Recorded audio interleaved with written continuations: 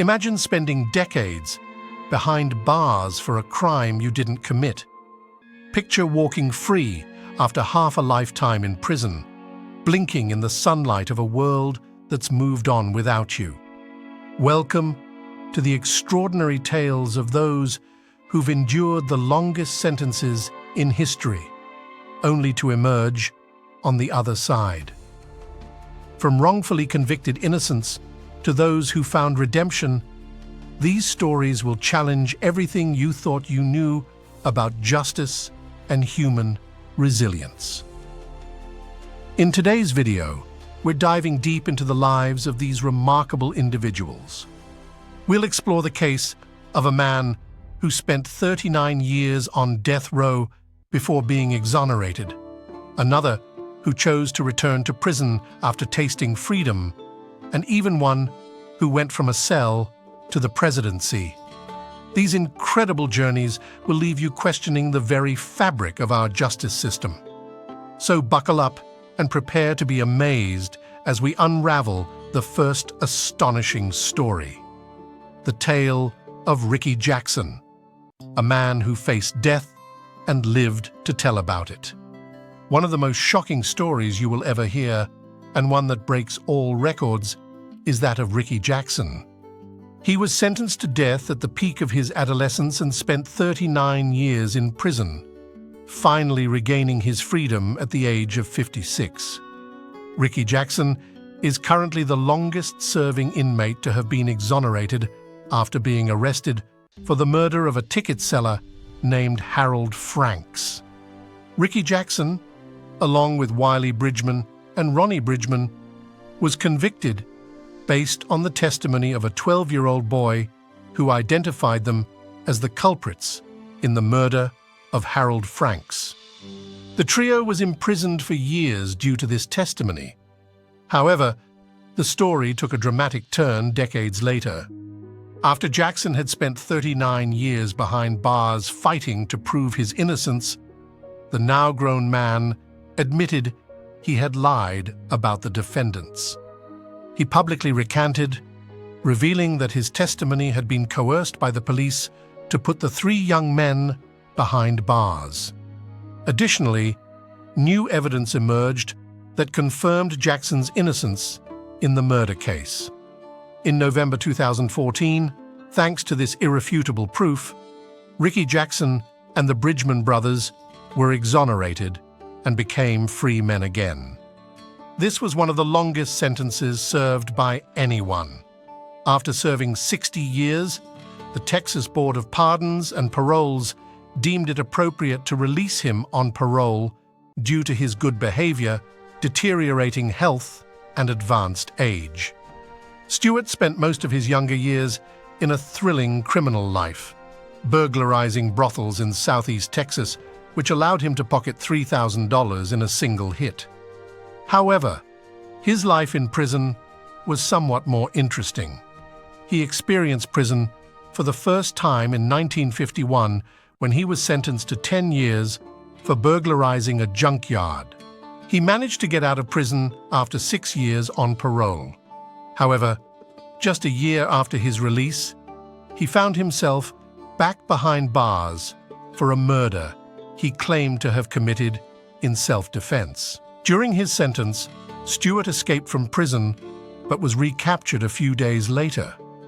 This time, he had to wait 26 years before being released on parole in 1984. But guess what? The man returned to prison in 1986, just 2 years later, after being convicted of a new crime. After serving 60 years in prison, making him the longest-serving prisoner in Texas history, Harvey Stuart was granted parole in 2011. Next, let's discuss Johnson Van Dyke Griggs. If you've ever faced denial, you've probably never experienced it quite like Johnson Van Dyke Griggs. He was sentenced to life in prison for killing a man during a bar fight after drinking a few drinks. His sentence began in 1908, and throughout his incarceration, he repeatedly applied for parole, which was denied 30 times. After serving 66 years in prison, he was granted parole at the age of 89, as it was deemed that he no longer posed a threat to society. However, the story doesn't end there. At 89, not only was his advanced age a disadvantage, but Johnson also had a reputation as a former inmate, which significantly impacted his ability to find a decent job to support himself. After struggling unsuccessfully to find paid work, Johnson Van Dyke Griggs did something unexpected. He voluntarily decided to return to prison, even though he hadn't committed any crimes during his parole. At least in prison, he had food, clothing, and shelter, and he wasn't causing any trouble. He spent 2 more years behind bars before deciding to leave and face the challenges of life outside, a world that was ready to cast aside his weary 80-year-old body. He managed to live another 10 years outside of prison before dying at the age of 91. What a life! Now let's shift from a convict who struggled for parole and employment to someone who received a massive payout for the time spent in prison due to an unjust accusation. But can all the money in the world compensate for 38 years of lost freedom? In 1987, Craig Collett went from being a simple Californian citizen to being a convicted murderer. At the time, it was proven that he had murdered his 24-year-old girlfriend and her 4-year-old son. Unfortunately, this is yet another tragic story where law enforcement wrongfully placed an innocent person in a dire situation. In 2018, at the age of 71, former California Governor Jerry Brown granted him a full pardon after new DNA evidence emerged, proving his innocence as well as the possibility of tampering and mishandling of evidence by the investigators involved in the case. The prosecuting attorney at the time had presented false evidence that led to the conviction of an innocent man. Fortunately, Craig Collett survived long enough to be released from prison after being exonerated.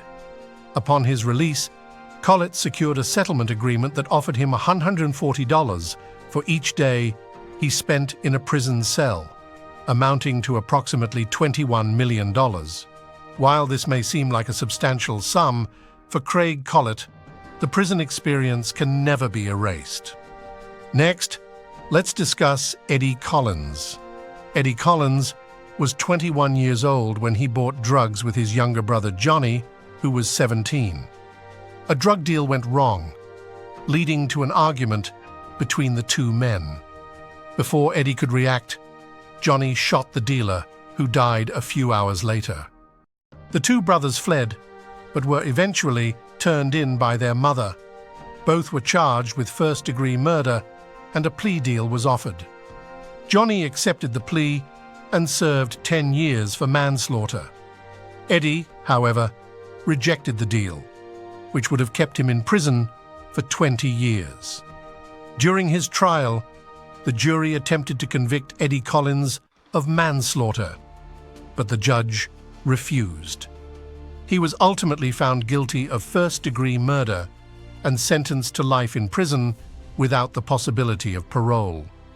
After spending 30 years behind bars, dedicated attorneys made 3 attempts to secure clemency for him. Despite the commission's approval, the then-governor, Janet Napolitano, refused to sign the clemency petition. However, thanks to a change in the penal code, Eddie Collins was able to apply for parole, but this was not easy either. The commission scrutinized and scrutinized Collins with everything they could to ensure he remained under control and wouldn't pose a threat if released into society. After 43 years in prison and years spent trying to get out, he was finally able to return home. "I felt like I had died and gone to heaven," Collins remarked. Next, let's talk about Francis Clifford Smith. Francis Clifford Smith holds the record for the longest prison sentence served in the state of Connecticut. He was convicted for allegedly playing a role in the murder of a 68-year-old night watchman at the Indian Harbor Yacht Club. Smith was sentenced to death by electrocution. His head was shaved in preparation for the execution, and he was likely already contemplating his final words. But 2 hours before he was to receive the fatal shock, the Board of Pardons intervened, commuting his sentence to 25 years to life. Francis Clifford Smith spent approximately 70 years in prison, with the exception of 2 very brief periods. The first was a 12-day escape in 1967 after Smith broke out of a farm prison. He was granted parole in 1975, but was only out for 10 months before violating the terms of his release and being sent back to prison. After spending decades aging behind bars, Francis Smith was finally released in September 2020. However, this could have happened earlier.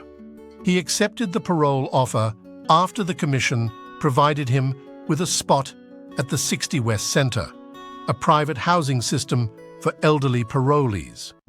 Smith would now be under supervised parole. What's tragic about this story is that after so many years, it has come to light that he might have been innocent. The confessions were obtained under duress from the prosecutor, witnesses recanted their statements, and someone even came forward as the accomplice. Decades later, it was discovered that Francis Smith did not have a fair chance of being acquitted and could have died in prison. Moving on to Paul Geidel Jr., he is a sort of legend in the realm of extremely long sentences, a status well earned for someone who spent nearly 69 years behind bars. Born to an alcoholic bartender in 1894, Geidel lost his father at the age of 5. He was thrust into the system and spent much of his childhood in an orphanage. At the age of 14, he decided to leave school and start earning a living in the real world. He tried various jobs in his hometown of Hartford before working in hotels in New York City. On July 26, 1911, Paul Geidel's life took a dramatic turn. Geidel was about 17 years old and working as a bellhop at the Iroquois Hotel in New York. He committed a robbery and murder of a wealthy elderly broker who was a guest at the hotel. The young Geidel crept into the guest's room and used a cloth soaked in chloroform to incapacitate him. Geidel made off with a few dollars from the robbery. 2 days after committing the crime, Geidel Jr. was arrested and charged with second-degree murder. He was sentenced to 20 years to life in prison. Interestingly, Geidel received a sentence reduction due to his good behavior and the relationships he maintained with the prison authorities. However, he did not qualify for parole, as doctors declared him legally insane in 1926. Over time, he was transferred from one facility to another, allowing him to build connections with prison officials. When Geidel was finally granted parole in 1974, he was 80 years old and reluctant to leave. Having spent 63 years of his life behind prison walls, Geidel knew no other life and had no family. Surviving alone on the outside seemed impossible. Geidel was prepared to stay in prison for nearly another 6 years before he finally decided to leave. On May 7, 1980, Paul Geidel Jr. completed the longest prison sentence in U.S. history with his release. As he exited the facility, he requested that his story not be turned into a publicity stunt. Let's talk about John Phillips, a man whose journey began at the age of 17 and led him to prison. Unlike most people who dream of the day they will finally be free from those dark walls, John Phillips has no desire to leave prison. When most people are thrown into a cell, they can think of nothing but their release. John Phillips, however, doesn't care at all about what his life will be like outside the prison walls. He began serving his sentence in the summer of 1952 for the rape of a little girl. Although Phillips maintained his innocence, the circumstances surrounding his case made it impossible for him to escape. It was a difficult situation for him. According to a report from Phillips's trial, an evaluation conducted in a psychiatric institution revealed that he had the mind of a 7-year-old child. However, regardless of this evaluation, the report also indicated that he knew the difference between right and wrong. Regarding the charges against him, his lawyer did not hesitate to plead guilty, which allowed him to serve a life sentence in prison rather than being sent to the gas chamber. His claim of innocence was not considered because people with mental or intellectual disabilities are not known for making accurate confessions. After spending years behind bars, John Phillips was cited in a 1981 article as the longest-serving prisoner in North Carolina. The article caused a stir, prompting the prison to work towards his release. At that time, John Phillips was not interested in leaving, and so he declined the offer. After spending more than 68 years in prison, John Phillips, now an octogenarian, has made several attempts to obtain parole without success. He was finally granted parole in 2021.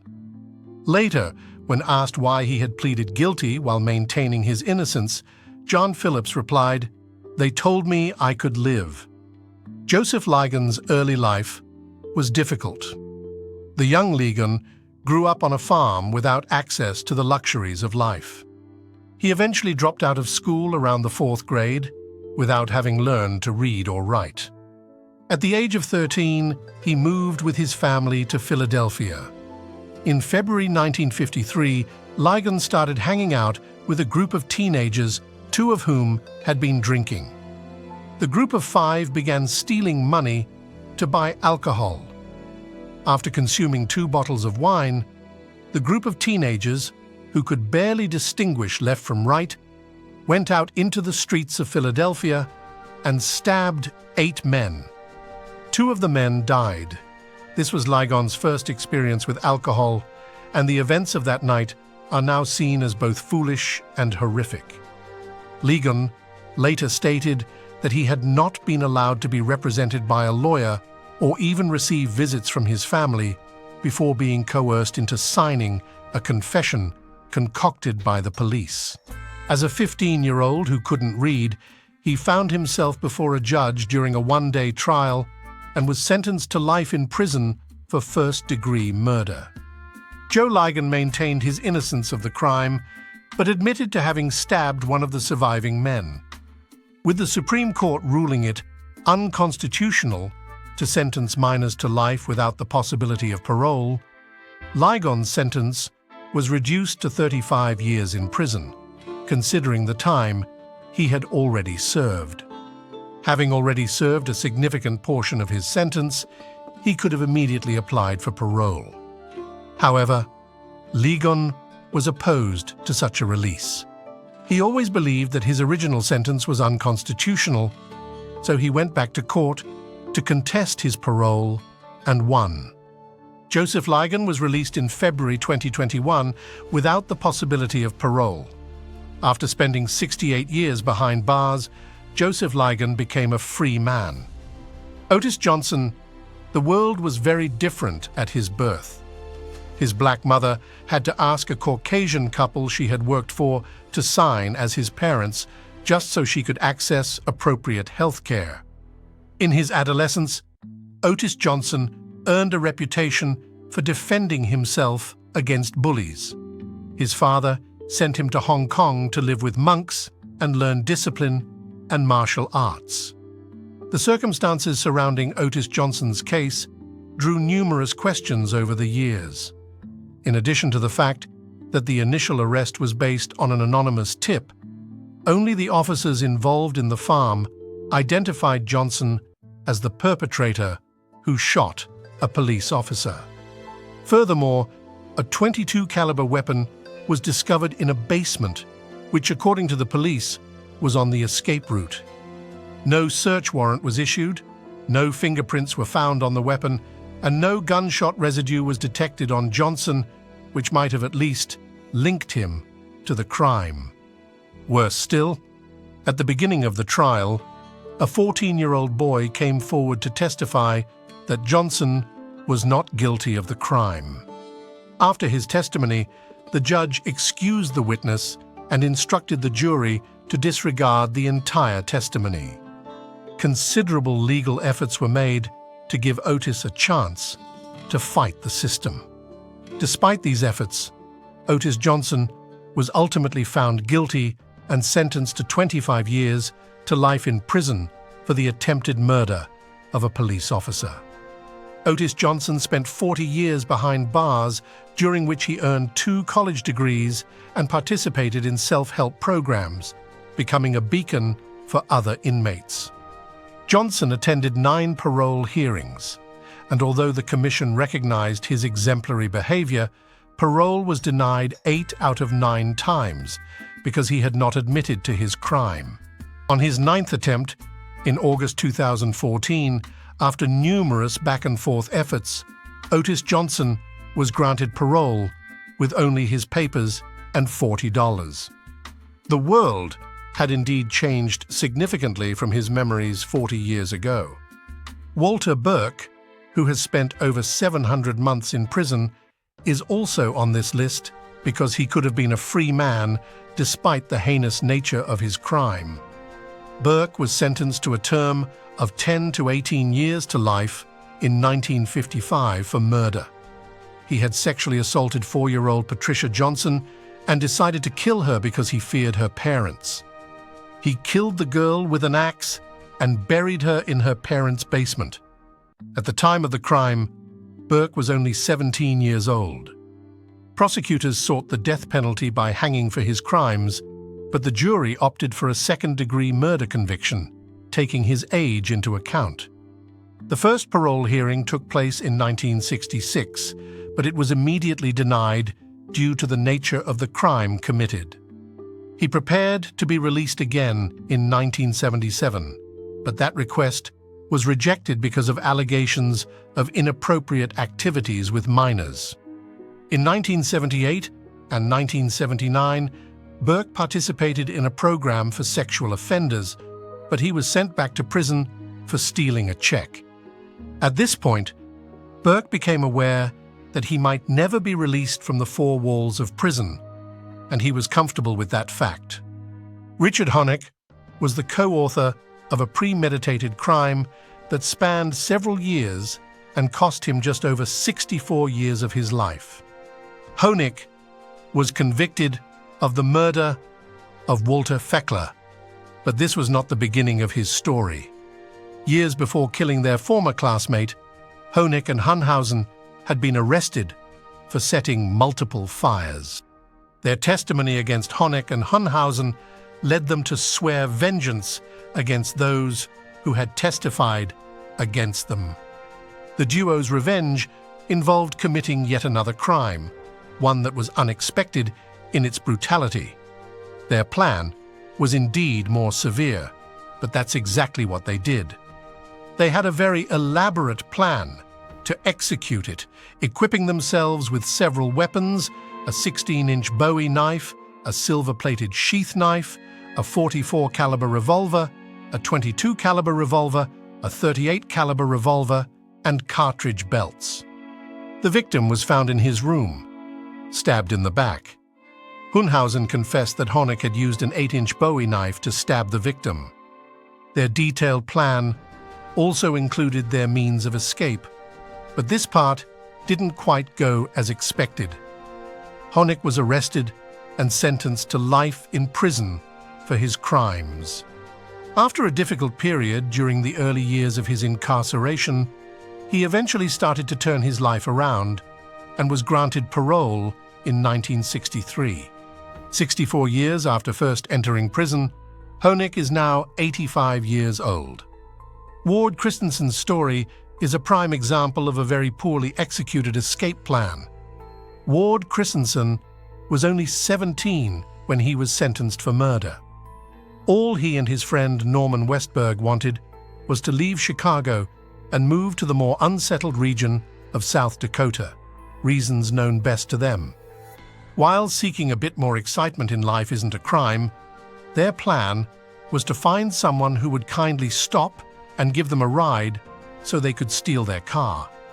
It would have been a relatively simple plan to execute if their victim hadn't been a teacher named Ada Carey. Unfortunately, Carr defended herself against the boys despite being shot twice and struck in the head with a hammer. She survived long enough to provide the police with all the information needed to track down the culprits. Christensen and Westberg were eventually apprehended, brought to justice, and sentenced for the murder of Ada Carey. Carey did not survive long after the attack, and Christensen committed suicide in 1943. Westberg lived long enough to accumulate a record of misconduct in prison. His sentence was later commuted based on the time he had already served, totaling 50 years. Christensen died 3 years after his release. Charles and Drake Ford, at 64, spent a long time in prison, especially when they were likely innocent of the crime for which they were incarcerated. Charles Ford was arrested and imprisoned for a brutal murder without a fair trial. His conviction was handed down in the 1950s, and a black man found himself before an entirely white jury to decide his fate. Charles Ford was accused of brutally murdering a man. He was said to have shot the victim and then finished the job by striking his head with the rifle butt. However, over time, evidence emerged showing several instances of misconduct by the prosecutor. Additionally, Ford claimed that the police had violently coerced him into confessing to the murder of Vincent Lewis. The alibi witnesses for Ford were never called to testify. The witnesses who testified against him provided contradictory statements, and his attorney never informed him of his rights. In 1915, Ford was accused of second-degree assault, which impacted his new trial in 2015. However, even this accusation had inconsistencies, as the only link to the case was a rental car registered in Charles Ford's name that was found at the crime scene. Mr. Ford indicated that the victim had pointed out another man in the courtroom, and the judge simply said that the person looked like him. Charles Ford was ultimately sentenced to 5 years of probation and broke down in tears when the judge rendered the verdict. Clifford Hampton is another young man who found himself behind bars at the age of 17. Hampton killed his childhood friend, Bertha Ann Gibson, because she refused to have sexual relations with him. This occurred in 1958, and Bertha was only 10 years old. Hampton was unable to control his emotions and ended up stabbing Bertha 28 times in total. Once the emotion subsided, he turned himself in to the police. Unsurprisingly, Hampton was tried as an adult despite being a minor. The trial resulted in a life sentence. Just 3 years after his incarceration, Hampton stabbed another inmate to death because the latter had circulated rumors about him. This led to a new life sentence. Clifford Hampton's time in prison was marked by a series of offenses, ranging from illegal contraband to sexual misconduct. Aside from the horrific murder committed in the 1950s, all of these actions hindered his chances of parole and release. After several hearings, complications, and bribes, the parole board and the Committee of Pardons and Paroles finally decided to grant Clifford Hampton his release. His sentence lasted 61 years. Henry Montgomery, in 1963, was just 17 years old when he was accused of shooting a white deputy sheriff. About 60 black men were arrested following this shooting, and numerous violent activities had marked the days leading up to the trial. Henry was tried, found guilty, and immediately sentenced to death. However, in 1966, the Louisiana Supreme Court overturned the sentence, deeming the circumstances surrounding his trial to be unfair. During a new trial in 1969, he was sentenced to life in prison without the possibility of parole. Henry Montgomery's teenage incarceration was very harsh, but he managed to become a model prisoner, a counselor, and a mentor to other inmates. In 2012, a Supreme Court ruling deemed mandatory life sentences for juveniles without the possibility of parole unconstitutional, allowing Montgomery to begin appealing his sentence. His first appeal was denied because Louisiana courts did not apply the ruling to cases that had already surpassed the direct appeal process. It took 4 years for the Supreme Court to mandate that all states prohibit such sentences. This decision allowed Montgomery to appeal for parole. His parole was denied twice in 2018 and 2019. However, in 2021, he was finally released. Richard Phillips is another example of someone who suffered due to judicial incompetence, and few survive such a shock. Phillips was convicted of murder in 1972 and served 45 years and 2 months for a crime he did not commit. He was arrested, tried, and sentenced based on the testimony of a single witness who was the main suspect in the case. The victim, George Harris, had been missing for about a day before his wife found his abandoned car with bloodstains on the front seat. It took several months before Harris's body was discovered by a janitor. About 2 weeks after the body was found, the victim's brother-in-law, Fred Mitchell, was arrested for armed robbery and concealed carry of weapons. But this is where the case truly becomes controversial. Initially, no samples or photographs were taken from the victim's car. Additionally, Mitchell had been arrested with a weapon that matched the murder weapon described in the autopsy report of Harris. However, Mitchell's testimony to the investigators implicated 2 other men, Richard Palumbo and Richard Phillips. He claimed that these 2 men had killed Harris. A few days later, Palumbo and Phillips were arrested and charged with first-degree murder and conspiracy. Given the gravity of the crime, it is shocking that Mitchell's testimony was the sole basis for implicating Phillips in the case. After testifying in court, Mitchell contradicted statements he had made both in court and during police interviews. Despite this, Phillips and Palumbo were convicted and sentenced to life imprisonment without the possibility of parole. It took 40 years, but Palumbo eventually testified under oath that he and Mitchell were responsible for the crime. He claimed that he had only met Richard Phillips 8 days after the crime and that Phillips was not involved. Mitchell had simply decided to frame Phillips to escape prosecution. It also turned out that a non-disclosure agreement had been made between the prosecution and Mitchell, granting him some leniency in his armed robbery trial in exchange for testifying against the 2 men. Phillips was finally released in 2017 and received compensation of over $1.5 million. Anthony Mazza's story adds yet another example of an extremely long sentence served by an innocent man. In fact, Anthony Mazza's 44 years in prison are recorded as one of the longest sentences served by an innocent person. In 1972, police discovered the body of Peter Armata, 34, bound and locked in a closet in an apartment belonging to Robert Anderson. So, how did Anthony Mazza become involved in the case? The testimony of Anderson implicated Mazza.